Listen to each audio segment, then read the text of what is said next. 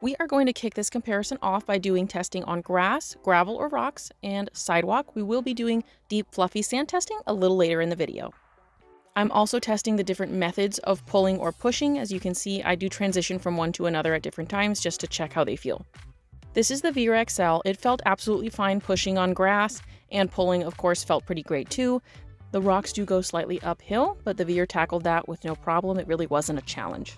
Pausing here to acknowledge that I'm not carrying a heavy load in the wagon. I was pregnant at the time and I didn't want to overexert myself.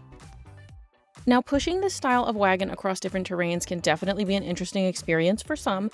I will say that I actually prefer pushing on grass with this style of wagon versus pushing on the sidewalk. I feel like it maintains control more easily. I'm able to keep it in a straight line. Maybe it's the friction of the grass. I don't know what it is, guys, but I prefer that. Pushing uphill in the rocks, I don't recommend. I don't know that Veer would even recommend this, so I may be suggesting something silly with that comparison, but just overall, definitely pull if you're on the rocks. Grass can handle any kind of method. As for sidewalk, the pull-along method is my favorite, which is what you see me utilizing here. It's the most comfortable for me, and this sucker glides on that sidewalk. My kiddo had no complaints. Now, the Bob and the Veer have the same push and pull modes. They have the pull along, the push, and the pull. And I have to say that performance-wise, they did perform similarly. The tires are similar sizes, similar materials, so there wasn't a huge amount of variation in that regard. What I will note, though, is that the handles on these are completely different. The Bob, as you can see, maybe you'll see it again closer later, has kind of a circular enclosed shape of a handle, and it's all plastic. The Veer has kind of one of those T-shape style bars, and it does have a covering on the handlebar portion that makes it more comfortable to use. As far as performance on the grass and on the sidewalk, they do feel very similar. As for the gravel, I do feel like the Renegade had a slight edge. It did feel a little bit easier to pull and push around. I don't know why that is. Maybe it's the design of the handlebar, the shape of it. However, if you're going to be using this wagon a lot on all terrain, you may want to come up with some kind of covering for that handlebar just so that you don't tear your hands up. While the weights of both wagons are similar, don't forget that the more you load up the wagon, the harder it will be to move across different terrains. That is something to keep in mind, especially as this is a 3-seater and the Veer is a 4-seater. For all-terrain performance, I give a slight edge to the Renegade with the caveat about the handlebar. If you've seen any of our more recent comparison videos, then you have seen this spot before. This is a volleyball court that I bring wagons to test for deep, fluffy sand. Depending on your type of sand, you may have an easier go of this than I do here, but this is to give the most extreme version I can find of sand testing. I try the wagons both in push and in pull mode, and I have to say I have yet to find a wagon that really does well in push mode other than the Elevate wagon. The Bob here struggled. I just don't recommend pushing wagons in deep fluffy sand. It doesn't make sense. You want to pull it. While I have no doubt that the Renegade could perform well on other types of sand, for deep fluffy sand, it was a no-go today.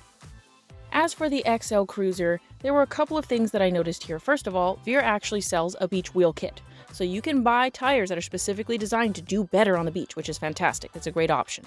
I also noticed that the handlebar does drop down lower in pull mode, which I felt like was more comfortable for pulling across this sand. So as far as a beach wagon goes, I would prefer the Veer. It also obviously has that nice hose down capability, and that more comfortable handlebar definitely makes a difference here for me as well. Now, obviously that beach wheel kit is an extra cost, but I would say overall, the Veer is definitely a better beach wagon out of the two. Now let's look at unfolding. The Safe Assist design for the Renegade is unique to the Bob Renegade for sure. That's that little pop-up that you see right there. And you can fold it with the canopies on, which makes unfolding also very convenient. As for the Veer, you must remove all accessories when you fold it. So that is something to keep in mind for when you are loading and unloading the car. It's very easy to accidentally leave an accessory sitting somewhere. Also, the Veer is a touch more compact, in my opinion. This is the Veer XL when it comes out of the box. It has 2 cup holders, one of them is missing, but it also has the snack tray included. Nothing else is included, so if you want canopies or anything of that sort, you're going to have to buy that separately. You can also see that the Veer comes standard with a 3-point harness and that there are storage pockets built into the seating area. Veer is very well known for durability, high quality, and ruggedness. As you can see here, those tires are beefy, and every part of this wagon just screams that it's built for heavy-duty use. Veer is also very well designed. The tires are very easy to take off, which makes cleaning and storage a snap. You simply push that center button and they pop right off. Similarly, for the front tires, the design is intuitive and also just looks classy. I like this design for removing the small tires. A big difference between the Cruiser XL and the Renegade are the price points. You can see here for the Cruiser XL, it is $799 retail, and you have to add all these extra accessories on. That's going to add more cost. You can see the canopies are $69. Even the visors are $19. The basket is $89. That's all going to add up pretty quick. I'm including this clip so you can see what the visor is. It's that little piece that I'm holding right there. That is $19 per canopy. Now, again, Veer is luxurious and high quality, but because the Bob does come with canopies included in one of its packages and it often runs on sale, if you're on a budget, that's something that you're going to want to consider. Another marked difference here is that the handlebar adjusts on the Veer, which it does not on the Bob. Obviously, it has that T-style handlebar, which I mentioned earlier. That is also different, and it has the handlebar coverings, but the adjustment is a big deal for a lot of people. At its highest extension, the Veer handlebar is about 42 inches tall, and for some people that'll make the big difference between whether it's comfortable to pull or not. At its lowest setting, it does fall about 38 inches tall. Now, I'm in a lot of stroller wagon groups and I have seen mixed reviews on this cup holder. More on that in a second. I do want to go ahead and show you the brake here though, because it is a very unique brake design as far as stroller wagons go. You can see this gray button here you push in to release and the black button you push down to brake. So it's a pretty nice flip-flop friendly design. As for the cup holder, this is where I get the mixed reviews. Some people say that the cup holders just do not adjust enough and that they can cause your drink to spill, that they don't go all the way horizontal when your handlebar drops down. It's just a small note, but something that I've seen frequently.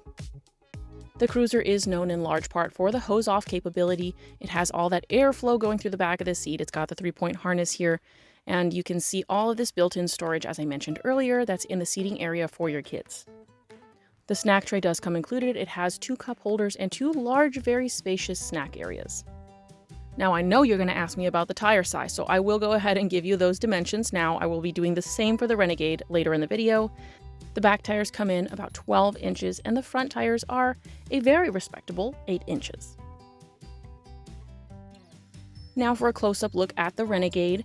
You can see the canopies are installed. It has a 3 to 5 point optional harness, which is incredible. And I can attest that they are very secure. You have that built-in storage in the seating area, and you also have the included snack tray. It has 2 cup holders and 3 compartments for snacks. While neither of these wagons come with a basket, the Veer does have an optional one you can buy. The Bob Renegade does not. Both wagons have a car seat option, but brands will vary. And you can see the brake here for the Bob. It is a very strong brake. It makes a louder noise than the Veer, but it is also very sturdy and easy to use. Now, the Renegade frame design is unique on the market, and I think it looks super cool. The canopies, they offer more visibility than the Veer canopies, but some may say they offer less coverage. As for the Renegade tires, they are similarly beefy to the Veer tires. They have nice materials, just like the Veer tires do, so as far as ruggedness goes in that respect, they're great. They are 8 inches on the front, just like on the Veer, and on the back tires also come in at 12 inches. Our channel mascot was especially active in this video. As you can see here, she's going to pass right in front of the camera. But this is how you remove the Bob Renegade tires. Now, I feel like the placement here was not as well designed as they are on the Veer. It is harder to get to, although they are tucked away behind that pole on the frame. So they're not going to get snagged on anything or hit anything. Now, the tire removal for the big back tires are both delightfully easy to use and to access. You can see here there's a little silver peg. You simply compress that and the tires come right off. No stickiness at all. A very unique feature to the Renegade is that the snack tray can become tucked away on the back of the wagon. I call it the back. Wherever the big tires are, I call it the back. But it can be tucked away right here behind this canopy. You can attach it there, and then you can have your snack tray with you on the go, but out of the way. Last but not least, as far as tires go, is the thickness, the width of the tire. That is going to make a big difference on all-terrain performance. And this right here are the Veer tires. They're about 2 inches. And looking at the Bob Renegade tires, you can see similarly, they are 2 inches. So they are very even in that regard. Now the Renegade, like the Cruiser, has 3 methods. You have the push, you have the pull, and the pull along method. All of them are very easy and comfortable to use. In day-to-day usage, I have had similar experiences with the cup holders from each brand. So they're pretty even-keeled as far as that goes as well. My apologies for not the best trunk photo, but I would say as far as compactness in the trunk goes, they also are pretty similar. The Cruiser XL may just be a touch more compact with all the tires off. I hope that you enjoyed this video. I hope that it was helpful to you. Please leave a comment if you need help with something. Follow us on Instagram for updates from ABC as we will be heading to Las Vegas very soon. Please like, share, and subscribe, and we will catch you on the next one. Bye!